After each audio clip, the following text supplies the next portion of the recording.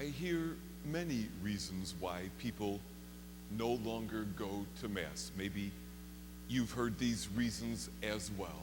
One, it's boring. Two, there's too much repetition. Three, I don't get anything out of it. I get more out of taking a walk in nature or working in my garden. Four, I'm too busy. Or five, I disagree with too much of the church or with the direction the church is taking. Or I don't feel like it on any given morning. If I could be so bold, to all of those reasons, I would say hogwash.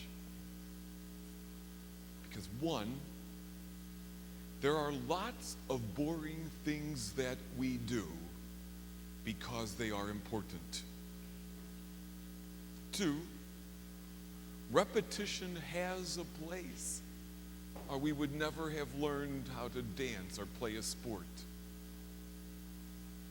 Three, we will never not be busy. Four, there are some non-negotiables in life, and this seems to be one. Five, it will never be true that you will always agree with your bosses. And there will certainly always be days when we don't feel like doing anything, or at least we don't feel like doing the one thing that we maybe most need to do that day. Having said all that, the question still remains, are there any good reasons not to go to Mass? I would suggest that the answer is yes. And I will give 5 good reasons. I will use the word you as I describe them, but I am, of course, speaking to myself and to all of us as I do so. So, the first reason I would recommend not to go to Mass is if you think the world is all about you, don't go to Mass. It is so possible to start to think that you are the center of the universe, and suddenly you have no need for others, for community. You don't even want to be bothered by others because community is messy, And those people are so annoying, aren't they? Plus, I own my own time, right? And I should be able to spend my time how I think best. If you think the world is about you, all about you, then don't come to Mass, because Mass is about knowing that time is an unmerited, undeserved gift, and that to give the first fruits of the hours of our week is an incredible way to say thanks.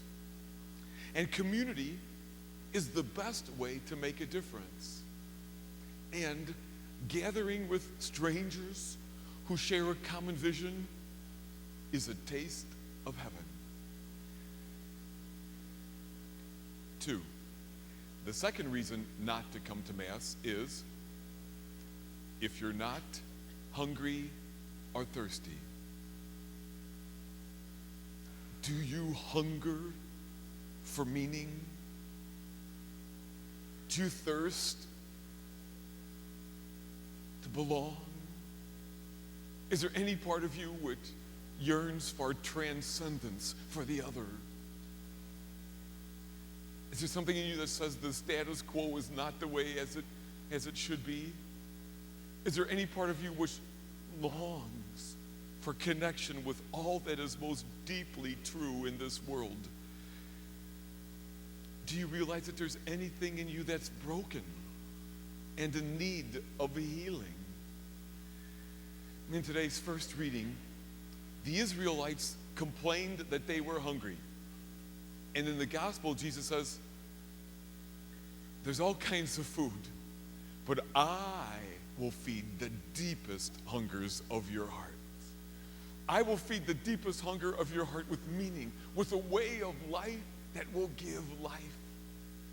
But you got to be hungry enough to take me on, to let me be in you and in your way.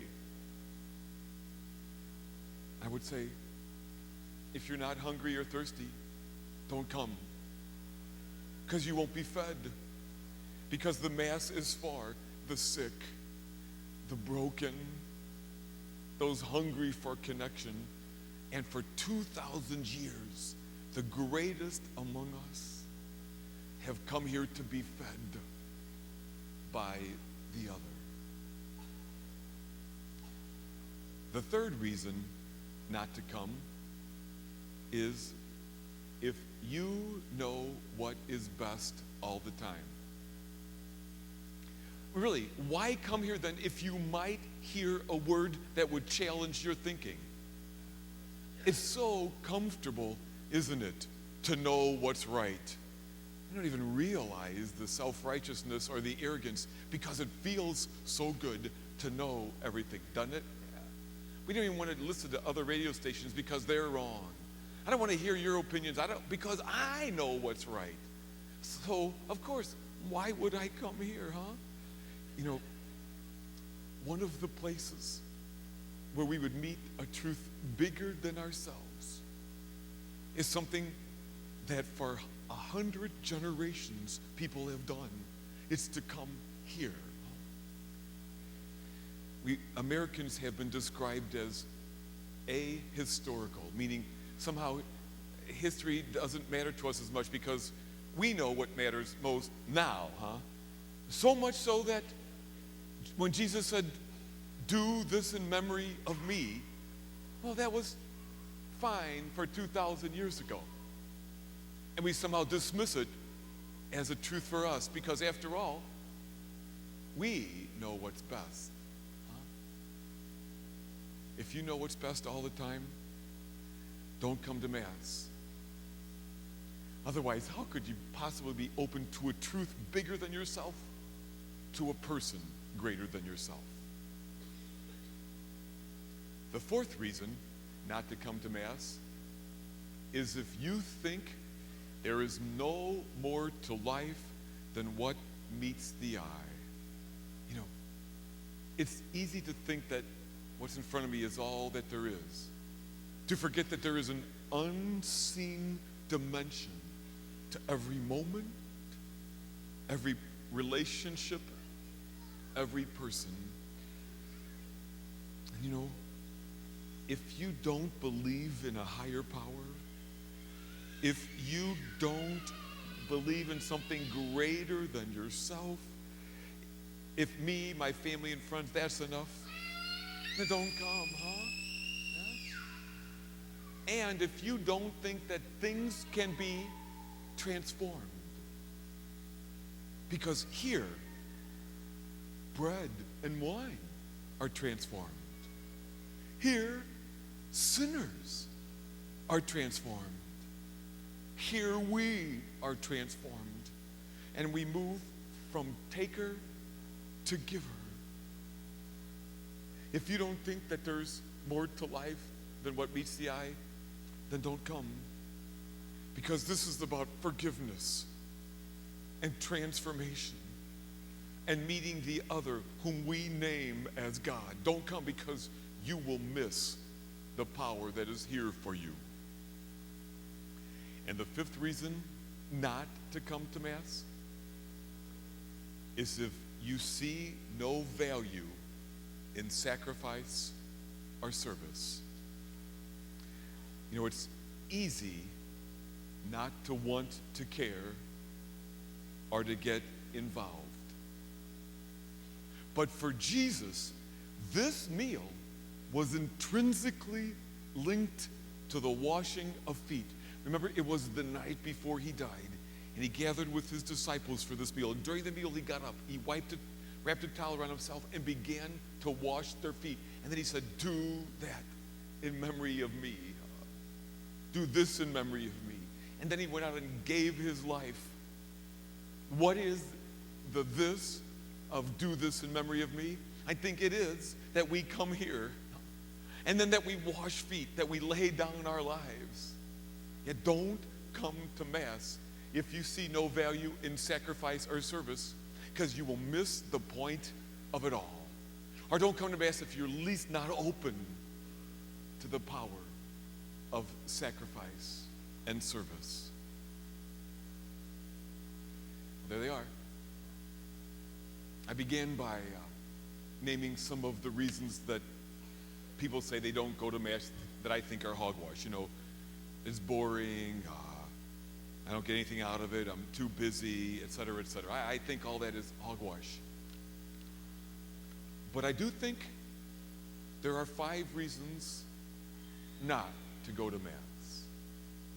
And again, they are this.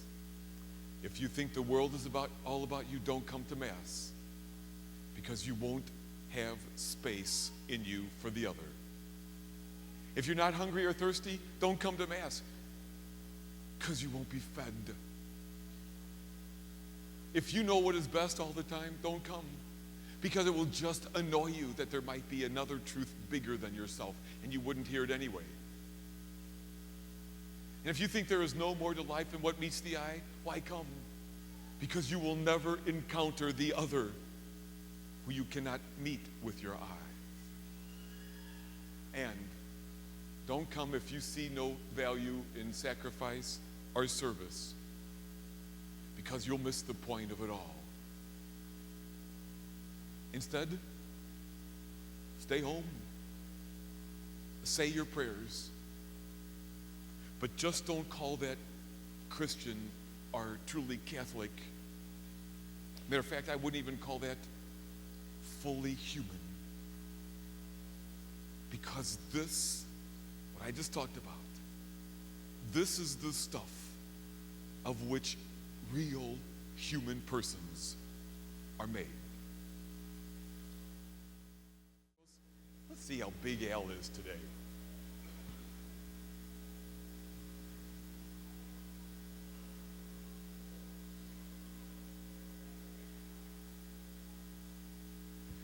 Well, hello, buddy. How are you?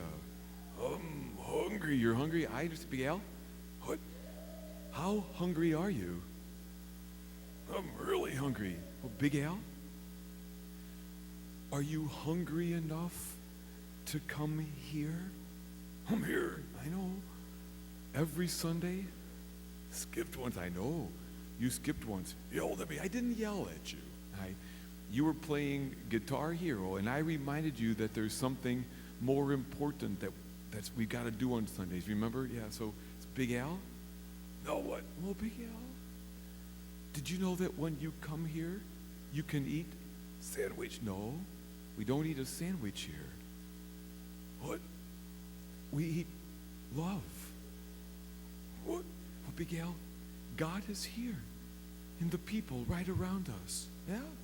In the word that we hear, and on the altar, in bread and wine. Tiny food. Well, it's small, but it holds all the love in the world in it. Whoa. It holds Jesus. Whoa. So Big Al, I pray that you will always keep a place in your heart hungry for Jesus. All right. Can I eat now? Okay, go ahead. Boys and girls, there's all kinds of food. But there's one food I hope that you will always keep hungry for. And that food is Jesus. And no matter how old you get or where you go in life, I pray that you always go to church on Sundays to be fed by love.